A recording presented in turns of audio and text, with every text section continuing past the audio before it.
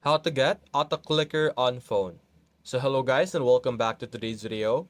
So the process for iOS and Android is similarly or the same.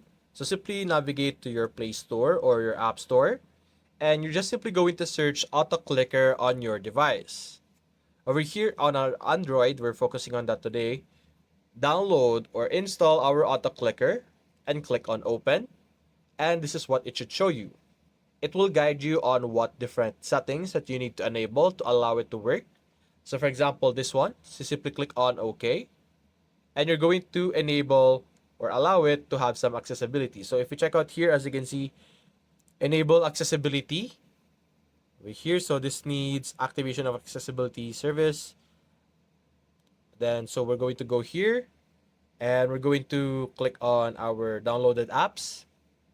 Turn on our auto clicker over here and click on the verification over here. So simply give it a bit of time. So we have 2 seconds. There we go. Click on OK. So go back here. And now we should be able to enable our single target mode or multi-target mode over here. So that's basically it, guys. If you enjoyed this video, leave a like and subscribe. Thanks for watching.